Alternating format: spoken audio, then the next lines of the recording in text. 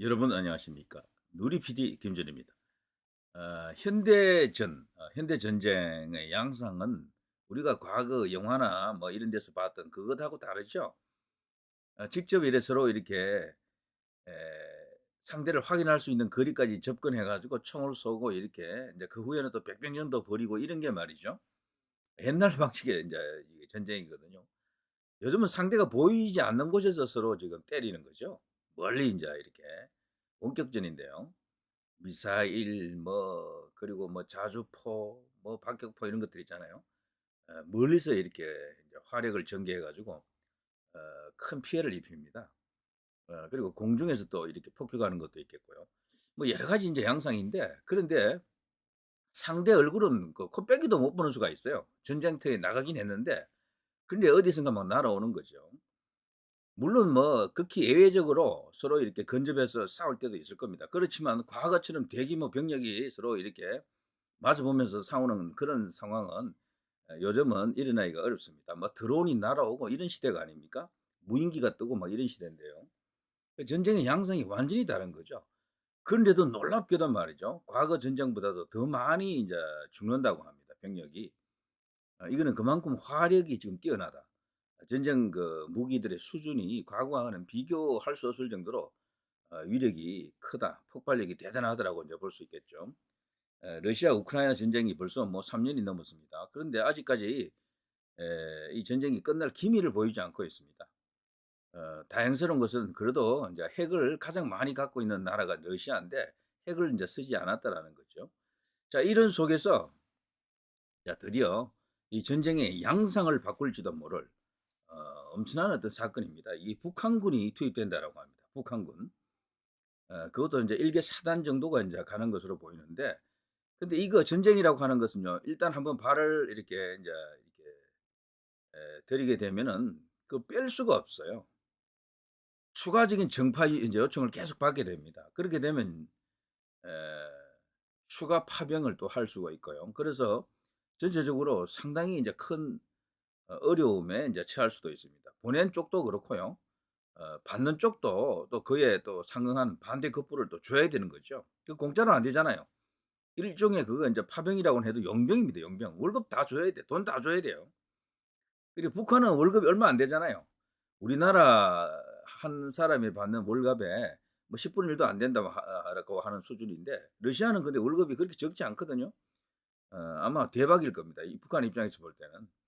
김정은이가 지금 가장 탐나는 게 뭐겠습니까? 그런 달러에 대한 그런 유혹도 있는 겁니다. 달러에 대해서. 한 10,000명 정도 보낸다 그러면 그 월급만 해도 상당히 큰 돈이거든요. 북한군 전체를 먹여 살릴 수도 있는 그런 월급일 수도 있어요. 그 정도면은. 그런데 김정은의 스타일로 봐서는 1 차로 이제 보내고 나서 그 병력이 그대로 인제 있기는 힘들어요. 분명히 많이 죽을 겁니다. 총알바지처럼 될 거예요. 그럼 또 보내야 돼요 또. 그런 식으로 해서 이 동부가 여기 인제 북한에서 저쪽 끝에 대륙횡단 열차를 탄다 그러면 무려 뭐 보름 가까이 걸리는 그런 어떤 아주 멀고 먼 어떤 그런 지역인데요. 우크라이나 그 최전선까지 이제 가겠죠. 자, 아무튼 이 관련해 가지고 많은 이야기가 지금 쏟아지고 있습니다. 구간 억측도 있고요. 왜 이 시기에 지금 김정은이가 지금 파병에 동의했나? 푸틴이 원하는 것은 뭐고 푸틴은 또 김정은에게 무엇을 내놓을 것인가? 김정은의 노림수는 뭔가 지금 여러 가지 어떤 이야기들이 있습니다. 전부 다 이제 나름대로 분석에 기반한 추측들인데요. 예상을 깨고 다른 엉뚱한 그림이 나올 수도 있겠지만 대체로 인제 이 분석이 맞지 않겠나 싶습니다. 북이 지금 원하는 것은 일단 돈 그리고 기름 그리고 인제 고도화된 군사 장비입니다. 북한의 지금 장비는 많지만 숫자는 굉장히 많습니다. 그렇지만 장비 수준이 너무도 열악하고 과거 옛날 구닥다리들이죠. 이걸 확 이렇게 인제 이렇게 현대판으로 업그레이드하고 싶은 그런 욕구가 있을 겁니다. 인제 그래서 이제 서로 간의 이해관계가 맞아떨어졌다. 원래 그 인제 북은 말이죠. 러시아나 구소련 때도 동맹은 아니었어요. 군사 동맹은 아니었습니다. 그냥 서로 인제 "우방이다." 뭐 이런 식인데 인자 이 일을 계기로 인제 서로 동맹으로도 인제 발전할 수가 있다. 이렇게 전망하는 사람들도 있고요. 자, 아무튼 지금 골치 아프게 된 게 서방은 지금 특히 나토를 중심으로 해서 우크라이나를 적극적으로 지원을 하고 있습니다. 다만 이 지원을 해도 병력을 직접 이렇게 파병하는 건 없었거든요. 그냥 그 무기 정도 인제 지원하고 관련되는 이제 군수 뭐 이런 것을 인제 지원하는 정도인데, 직접적으로 인제 러시아 쪽으로 용병이 아닌 에 일개 국가에서, 어쨌거나 북한도 국가 아닙니까? 여기서 정식으로 파병을 해 버렸기 때문에 이 양상이 다른 겁니다, 양상이. 예, 지금 서방 진영에서도 지금 파병에 대한 이 이슈가 아마 불거질 겁니다. 거론될 거고요. 근데 과연 이제 파병이 진짜로 이루어질지는 미지수입니다만, 만일에 그렇게 된다 그러면 전쟁의 상황이 엄청나게 이제 복잡해지겠죠. 커진다라는 거죠. 일각에서는 미니 3차 대전이다, 뭐 이렇게 말하기도 합니다. 그렇게 되면은. 여러분 보시기에 어떻습니까? 파병할 것 같습니까? 당장 우리나라의 선택도 문제입니다. 북한이 저렇게 나가면요, 윤석열 대통령은 벌써 1차 경고를 때렸죠. 좌시하지 않겠다라고요.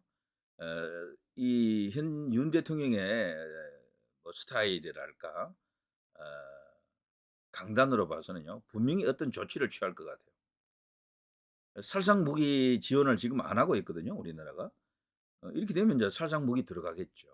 심지어는요, 오늘 한기호 국민의힘 의원 같은 경우는 "우리도 파병하자." 이러더라고요. "우리도 파병하자." 거기에 대해서요, 그게 뉴스에 나갔는데 그 밑에 댓글을 제가 좀 보니까 와, 전부 다 찬성이네, 대부분.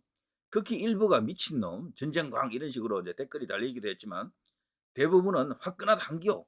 다시 봤다 한기호." 이런 분위기야. 그리고 우리나라 사람들이 전쟁을 벌써 모르고 잊고 살았는 지가 꽤 오래됐잖아요. 6.25 종전된 지도 벌써 뭐 70년 넘었죠. 71 년째입니까? 이렇게 되다 보니까 전쟁의 인제 위험을 이렇게 이제 충분히 인지하지 못하는 세대들이 인제 그렇게 반응했을 수도 있지만, 어 뭐랄까, 국민 정서상 '북한에 질 수 없다.'라는, 북한의 저 행위가 도저히 인제 이렇게 참아 줄 수 없다, 용서할 수 없다. '김정은에 대한 심판론이 지금 불붙고 있다.' 뭐 이렇게 볼 수도 있겠죠. 자, 아무튼 너무도 지금 위중한 상황입니다. 다른 모든 이슈를 압도할 수도 있는 이슈다라고 보는데요. 정상적인 국가라면은 우리가 지금 다른 시시한 어떤 정치 이야기 하지 말아야 돼요. 이건 사실 큰 의미도 없습니다, 지금 해 봐야. 이걸로 지금 전체적으로 뉴스에 헤드라인을 장식해야 되고요. 이걸로 국민 여론을 충분히 하나로 묶어야 됩니다. 위기가 되면 대통령이 중심이 되어 가지고 여론을 하나로 묶어야 되지 않겠습니까? 지금 우리나라 입장에서는요, 북의 어떤 선택을 할 것인지, 북이 어떤 어 식으로 나올 것인지, 이런 쪽에 상당히 큰 관심을 갖고 지켜봐야 됩니다. 지금 요즘 뭐 쓰레기 풍선을, 오물 풍선을 더 많이 띄우는 것 같아요. 의도적으로 자꾸 그렇게 하는데, 그리고 비무장지대에다가 지금 병력을 지금 이렇게 집중시키고 있죠. 특히나 장사정포를 비롯한 여러 이제 공격 수단들이 북이 좀 많은데 말이죠. 이걸 지금 방열하고 있다 그러죠. 남쪽을 향해서 지금 뭔가 전개하고 있는 그런 모습이 보이고, 마치 전쟁 전의 분위기를 지금 연출하고 있다 그럽니다. 자, 이거는요, 승동격서일 수도 있어요. 김정은의 나름의 어떤 그 노림수가 있는 거죠. 이렇게 하는 이유 자체가 자신들이 인제 우크라이나로 인제 파병을 하는 데 따른 어떤 명분 만들기일 수도 있습니다. 그래서 최근에 평양 상공의 그 무인기 이슈도 저런 식으로 떠들어댄 것도 그래서일 수도 있다. 그게 일종의 자작극일 수도 있는데요. 남쪽을 이렇게 경계할 수 있는, 남쪽을 이렇게 압박할 수 있는 하나의 그게 인제 수단 혹은 핑곗거리가 되잖아요. 그래서 남쪽에서 어떤 그 도발을 못 하게끔 자기들 입장에서는 그렇다 이거죠. 그 사람들은 북은 항상 그럽니다. 남쪽이 지금 상당히 강한 군사력을 갖고 있다라는 걸 알고 있고, 또 특히나 여기는 미군이 있지 않습니까? "쳐들어올까 봐 겁을 낸다."라고 하더라고요. 탈북자들 이야기 들어보면요, 북이 사실 겁을 낸대요, 남쪽을. 언제부턴가 이 군사력의 역전이 일어나 가지고 우리나라가 지금 세계 5 위의 군사력, 미국은 세계 1 위의 군사력 아닙니까? 이 두 나라가 지금 손을 잡고 있는 상황이라 떤다고 합니다. 그래서 숫자만 많을 뿐이지 군사 장비 수준에서는 뭐 비교가 안 된다는 거야. 그래서 항상 이 남쪽에서 먼저 이렇게 쳐들어올까 봐 이렇게 두려워한다라고 하는데요. 그런 핑곗거리로 이번에 일부러 드론, 아니 이제 무인기 그 이제 이 자작극을 벌인 게 아닌가. 그러면서 현재 김일성, 김정일, 김정은으로 이어지는 이 백두 인제 이 권력이 다소 인제 이렇게 옛날만큼 견고하지 못하다라는 어떤 그런 분석도 있는데요. 거기에 대해서 이제 외부로 어떤 그 경각심을 이렇게 부추기고 체제 유지를 위한 권력 강화를 위한 혹은 권력 유지를 위한 궁여지책이다 또 이렇게 보기도 합니다. 자 그런데 저런 것들이요. 제가 앞서 그 성동격서라고 했습니다만 러시아로 군사를 파병하는 그것도 대규모 군대를 파병하는 데 따른 명분 쌓기일 수도 있다. 명분 쌓기. 화제를 또 그런 식으로 전환해 놓고 슬쩍 또 거기에 또 얹혀 들어가는 그런 어떤 분위기도 지금 연출하는 것 같습니다. 그러나 그런 것들은 전부 트릭이고요. 쇼고 진짜로 이 인제 김정은이가 저쪽으로 인제 군사를 보내는 것은 오롯이 어떤 노림수가 있기 때문이죠. 돈 플러스 인제 결국 인제 권력 강화를 위한 어떤 수단 거기에 더해 인제 현대화된 어떤 무기 체계 거기에는 핵 잠수함 들어갈 거고요. 그리고 지금 북이 지금 핵을 지금 갖고 있다고 떠들어대는데 물론 갖고 있겠죠. 그런데 미국을 직접 타격할 수 있는 ICBM을 아직 완성하지 못했습니다. 그런데 이 러시아는 사실 ICBM 기술이 미국과 맞먹는 기술을 갖고 있잖아요. 자 거기서 어떤 지원을 받게 되면 드디어 꿈에도 그리던 ICBM을 이제 완성합니다. 그럼 미국 입장에서도 껄끄러워요 그렇게 되면은. 그걸 또 요구할 가능성도 있고 거기에 더해 이제 러시아가 갖고 있는 최첨단 무기들이 많이 있는데요. 그중에서도 인제 이 서방 진영에서 볼 때도 탐나는 게 있습니다. 바로 어 그 SU-57 입니다. 그게 인제 최신의 인제 전투기인데 요게 스텔스라고 합니다, 스텔스. 그리고 무장 내용도 굉장히 가공할 수준이다라고 합니다. 그게 인제 F-35 미국의 F-35와 맞먹는 수준이다 또 이렇게 돼 있죠. 그리고 극초음속 미사일이 있습니다. 극초음속. 그냥 초음속 미사일만 해도 굉장히 파괴력이 강한데 여기가 인제 극초음속이 되면 마하 10 이상으로 어마어마하게 인제 빠르게 이렇게 날아오는 거죠. 이런 거는 요격도 힘들어요 사실 극초음속은. 이거를 인제 러시아가 개발해 놓고 있는데 이런 것도 만일에 북이 갖는다 그러면은 엄청난 부담이 오겠죠. 그 밖에 여러 가지 인제 북이 입장에서는 탐나는 기술들이 있습니다. 러시아는 군사적으로는 미국 다음가는 어떤 기술을 갖고 있다라고 하기도 하고 어떤 면에서는 미국보다 앞선 기술도 있다라고도 합니다. 나라의 공업화 수준은 떨어지는데 산업화 수준은 떨어지는데 유독 이 구소련 때부터요. 이 군사 무기 제조하는 능력만큼은 미국과 맞먹었다 뭐 그런 식이죠. 그래서 현재 전 세계 인제 무기 시장을 장악하고 있는 것은 미국이지만 한때 인제 구소련 혹은 러시아로 이어지는 이쪽이 항상 2 위를 이렇게 유지하고 있었죠. 어떤 때는 미국과 맞먹는 그런 때도 있었고요. 근데 요즘은 이제 프랑스에 밀려 가지고 3 위 하더라고요. 프랑스가 그 라팔 전투기가 많이 팔려 가지고 2 등을 하고 있더라고요. 근데 1 등과 2 등은 차이가 굉장히 큽니다. 그렇지만 어쨌거나 이게 러시아 우크라이나 전쟁이 없었더라면은 아마 2 위는 2 등은 군사 무기 수출 2 위는 러시아가 계속했을 거예요. 자 어쨌거나 이런 러시아하고 지금 북이 엄청나게 가까워지고 있는 거죠. 근데 파병을 하게 되자 지금 가장 불편해진 나라가 우리나라보다도 중국이라고 합니다. 너무 가까이 나가는 거잖아요 저거는. 사실 중국 입장에서는 배신당한 느낌도 들 거예요. 망하기 직전에 6.25 때 말이죠. 마떼똥하고 뭐 주얼레 이런 것들이 에 파병을 결정해 가지고 뭐 그야말로 인제 다 죽어가던 김일성을 인제 살렸죠. 그것 없었더라면 우리나라는 통일이 됐겠죠. 그랬던 뭐 자기들 입장에서는 엄청난 은혜를 준 것처럼 그렇게 인제 생각할 텐데요. 요즘 와서는 중국하고는 완전히 그냥 어 서먹서먹한 쪼끔 멀어졌다라고 할까? 관계가 좋지 않습니다. 그런 속에서 러시아하고 저렇게 쫙 붙어 가지고 저런 식으로 주고받고 하는 거죠. 어쨌거나 푸틴 입장에서는 오케이 땡큐입니다. 제일 지금 아쉬운 게 탄약 그리고 미사일 그리고 병력입니다. 그중에서도 가장 아쉬운 게 병력이거든요. 현대전에서 병력이 많이 죽어나가는 것은 무기의 그 화력이 워낙 강하기 때문에 그렇다. 폭발력이 강하기 때문에 그렇다. 정밀 타격이 또 가능하고요. 아무리 멀리 떨어져서 안 보이더라도 공중에서 다 그거 포착합니다. 그래서 어디에 있는지 다 알아요. 그래서 멀리서 그냥 미사일 같은 걸 날려버리면 또 대규모로 그냥 진지 하나가 무너지기도 하고 거기에 수없이 많은 사람들이 상대는 구경도 못하고 죽어나가는 거죠. 그야말로 총알바지입니다. 현대전의 양상이 그래서 바뀌고 있다. 이제 이런 말이 있는데 그리고 최근에 이 인제 러시아 우크라이나 전쟁에서요. 필요 없는 무기가 하나 등장했더군요. 헬기가 필요 없어졌다 그러네요, 헬기가. 아파치 헬기 이런 거는 거의 전투기급으로 비쌉니다.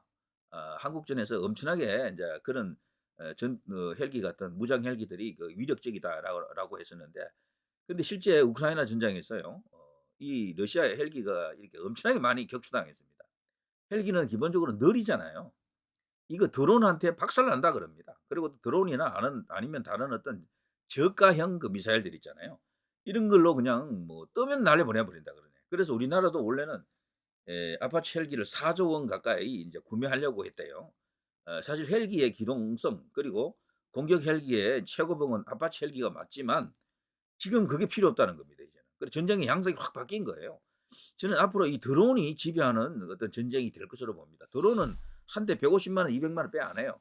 그게 그냥 10억 짜리, 20억 짜리 뭐 몇백억 짜리 뭐 심지어는 뭐 1,000억 짜리도 잡을 수가 있는 그런 시대가 된 거죠. 그래서 우리나라 같은 경우도 그래서 인제 제대로 인제 국방 투자를 해야 되겠죠.